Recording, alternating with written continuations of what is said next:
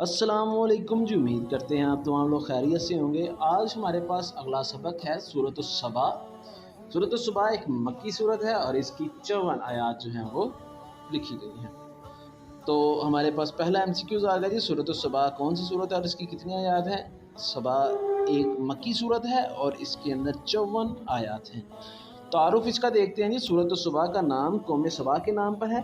قوم سبا یمن میں آباد تھی۔ اللہ تعالیٰ نے انہیں ہر طرح کی خوشحالی سے نوازا تھا، لیکن انہوں نے ناشکری کی روش اختیار کی اور کفر و شرک کو فروغ دیا، جس کا نتیجہ یہ ہوا کہ ان پر اللہ تعالیٰ کا عذاب آیا اور ان کی خوشحالی کا ایک قصہ پارینہ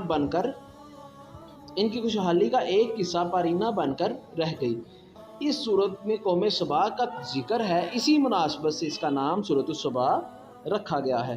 تو ہمارے پاس سوال آ گیا پہلا کہ سورۃ الصبا کا نام کیوں رکھا گیا ہے، تو یہ ہمارے پاس اس کا جواب آ گیا جی۔ سورۃ الصبا کا خلاصہ لکھیں تو آپ جانتے ہیں کہ ہم نے جتنی بھی مشقیں دیکھی ہیں ان میں یہ سوال لازمی ہوتے ہیں، اس کا نام کیوں دیا گیا ہے، اس کا خلاصہ کیا ہے۔ تو سورۃ الصبا کے خلاصہ جو ہے اسلام کے بنیادی عقائد کا بیان، آخرت کے بارے میں مشرکین کے اعتراضات کا جواب ہے، کہ اس کا خلاصہ جو ہے وہ عقائد کا بیان، اسلامی عقائد کا بیان ہے، اور آخرت کے بارے جو مشرکین کے اعتراضات ہیں ان کا جواب دیا گیا ہے۔ آگے ہیں جی اس کے مضامین۔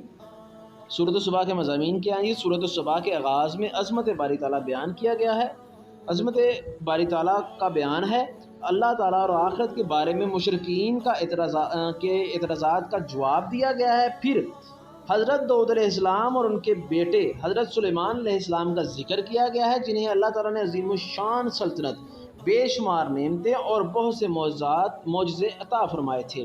یہ انبیاء اکرام علیہ السلام ان نعمتوں پر اللہ تعالیٰ کا شکر ادا کرتے اور ان کی فرما برداری کرتے رہے۔ پھر قوم سبا کا ذکر ہے، جنہیں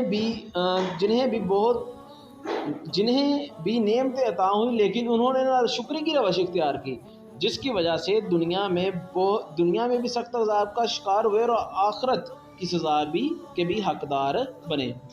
ان دونوں مثالوں کا ذکر فرما کر سبق دیا گیا ہے کہ دنیا میں ملنے والی اقتدار یا خوشحالی میں مگن ہو کر اللہ تعالیٰ کو بھول جانا تباہی کو دعوت دینا ہے، کہ قوم سبا جو تھی وہ روش کیا اختیار کر گئے، اور جو اللہ کے برگزیدہ پیغمبر حضرت داؤد اور ان کے بیٹے حضرت سلیمان جو ہیں ان کا ذکر کیا گیا ہے کہ انہوں نے کیا روش اختیار کی۔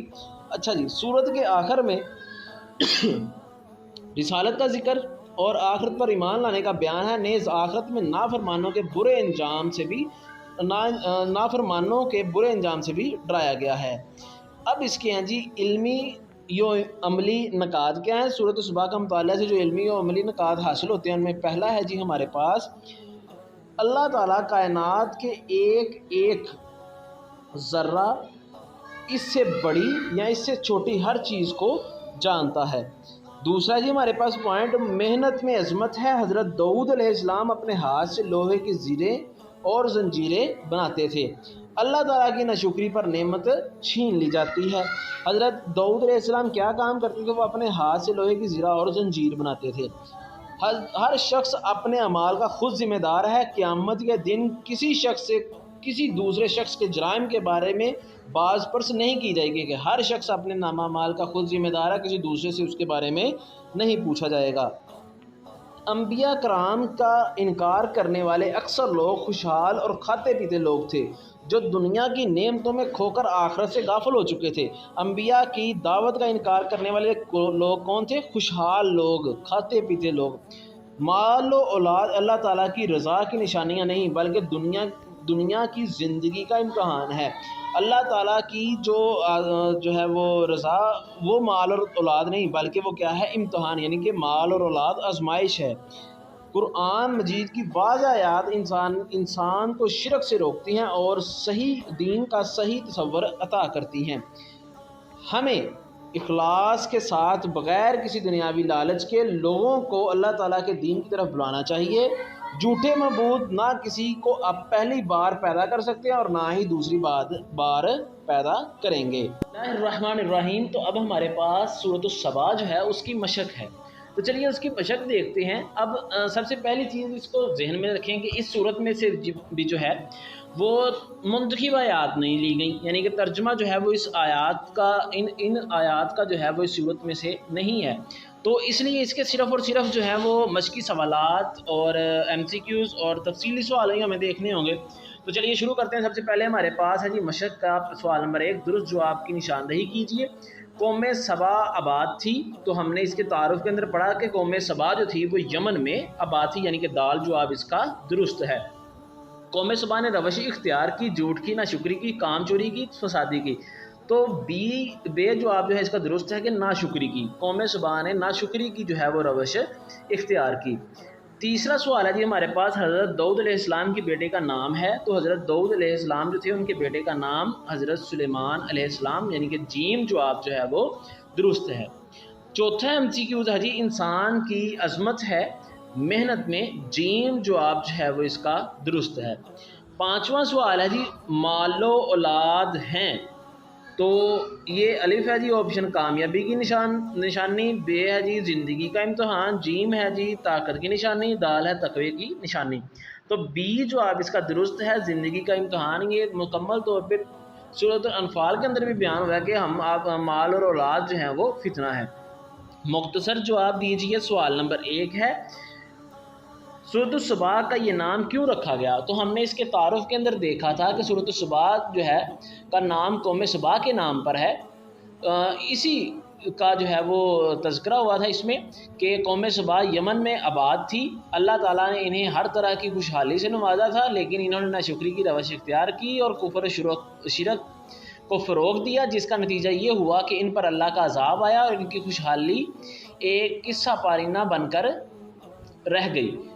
اس صورت میں قوم سبا کا ذکر ہے، اسی مناسبت سے اس کا نام سورۃ سبا رکھا گیا ہے۔